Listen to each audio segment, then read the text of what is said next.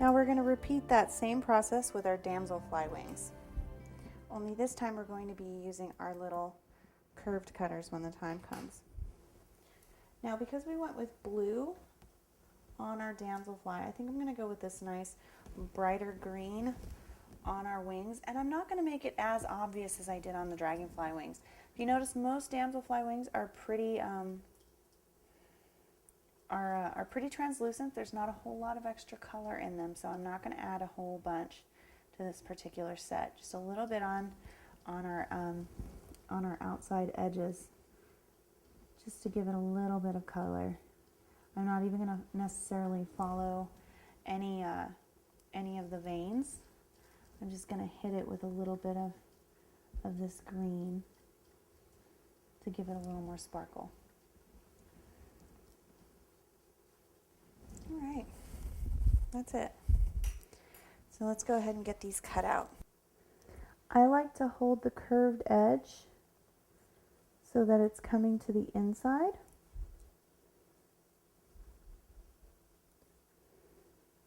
And it really helps me follow along those delicate little curves.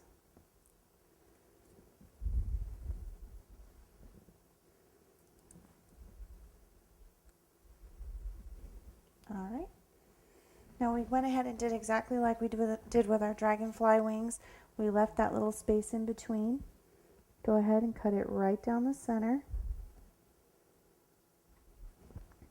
And we'll use that little notch that's left over to attach our wings to our body.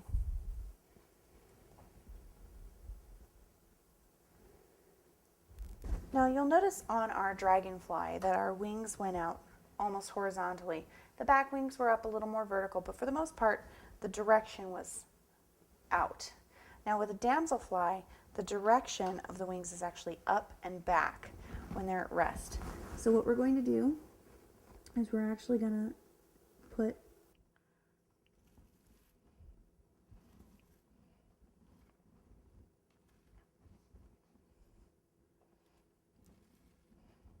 and you can actually do, you can see this is a pretty, it's a pretty detailed, curvy cutter, and it still works pretty well with the Rice Krispie treats. Okay, so here we have the shallow cookie cutters that don't quite make it down all the way. And all you got to do is just get your little, a sharp knife, and just cut. There we go. Now this is actually going to be a mummy. Okay, so I'm actually going to squeeze this so it will go like that. So it's a little more like a head, like so. Okay? Yeah, I figured that.